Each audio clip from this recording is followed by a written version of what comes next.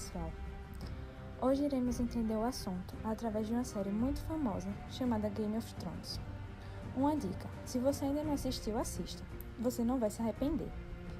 Ela ocorre num período da Idade Média, onde os valores e costumes aceitos eram bem diferentes dos nossos. Por exemplo, o incesto. A prática do incesto, que é a relação afetuosa entre membros de uma família ou entre parentes que possuem uma relação de consanguinidade, era vista com mais tolerância do que atualmente. Era até estimulada para perpetuar a linhagem real, como por exemplo os egípcios que casavam com suas irmãs, e também como na série Cersei e Jaime Lannister, que são irmãos e possuem um relacionamento amoroso. Desse relacionamento foram gerados 3 filhos: Joffrey, Myrcella e Tommen. Nenhum dos 3 apresentavam doenças genéticas, mas as chances eram enormes.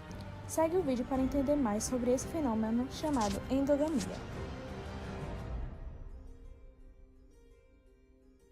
Uma relação entre irmãos ou parentes bem próximos, pelo menos para nossa cultura, é um tabu, ou seja, não é aceito.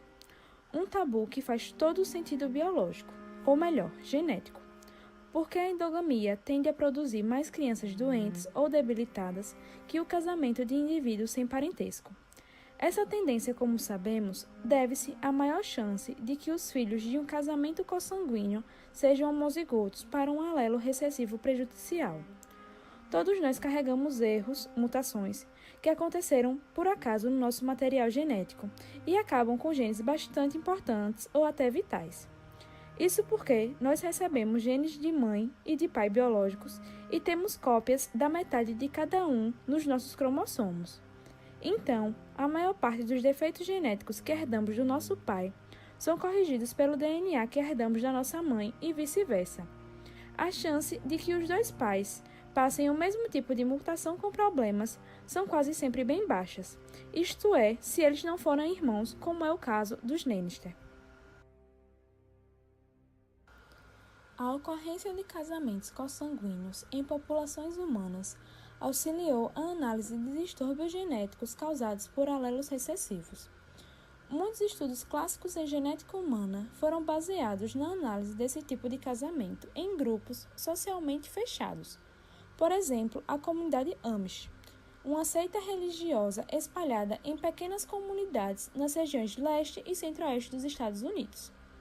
A figura a seguir mostra um heredograma da comunidade Amish, no qual 10 indivíduos têm albinismo. Todos os indivíduos afetados são descendentes de 2 pessoas que imigraram da Europa. Os casamentos consanguíneos no heredograma são indicados por linhas duplas que unem os cônjuges. Todos os indivíduos afetados são filhos desses casamentos. Assim, esse heredograma mostra como a endogamia revela um distúrbio recessivo que os geneticistas podem analisar.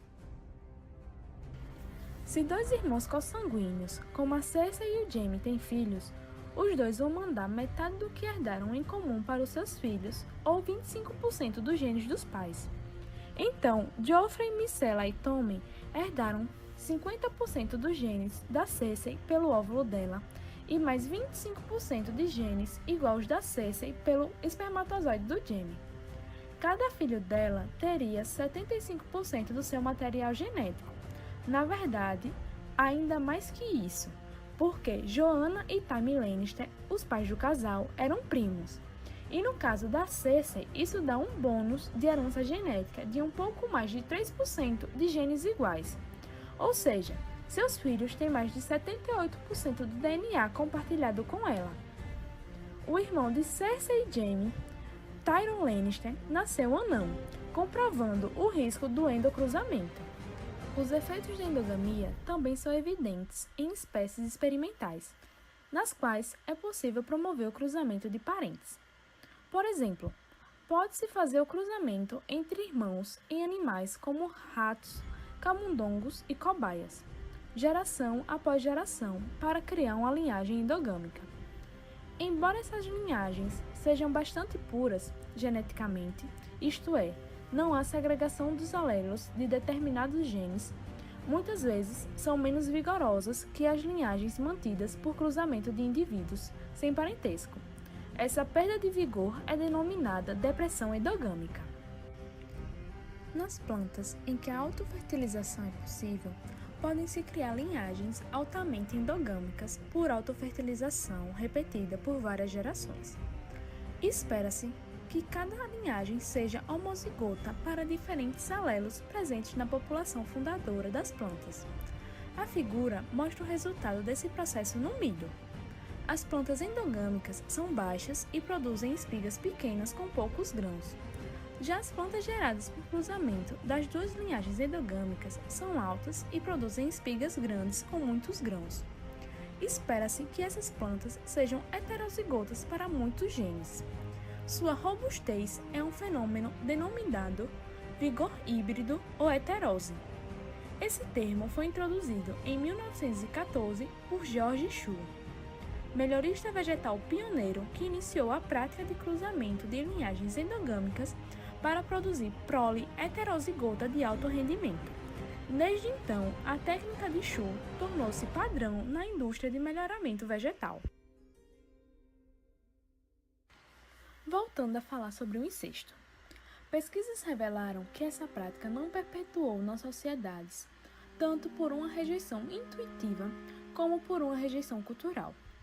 O tabu contra essa prática é universal, e nas sociedades onde esse tipo de união ainda acontece, como no Japão, Paquistão e sul da Índia, onde casamento entre tios e sobrinhas ainda é relativamente comum, não é porque não desenvolveram a rejeição, mas sim porque a ignoraram. Já a rejeição instintiva, desenvolvemos pelas pessoas com quem convivemos nos primeiros anos de vida. Esse é justamente o problema, não sentir atração sexual. Ao mesmo tempo em que parentes que não foram criados juntos podem nunca desenvolver essa aversão ao relacionamento, como a Daenerys Targaryen e Jon Snow, na 7ª temporada, que são tia e sobrinho, porém ainda não sabem. Normalmente, tios e sobrinhos compartilham 25% dos genes, mas os Targaryen fizeram tanto casamento entre irmãos que calculou-se que a Daenerys compartilhava cerca de 90% dos genes do seu DNA com seus irmãos Viserys e Rhaegar. Daenerys compartilha metade disso com Jon Snow, o que faz deles geneticamente quase irmãos, quase tão próximos quanto a Cersei e o Jaime. Ou seja, a união entre o Rei do Norte e a Mãe dos Dragões pode ser um cruzamento mais problemático do que os dos Lannister.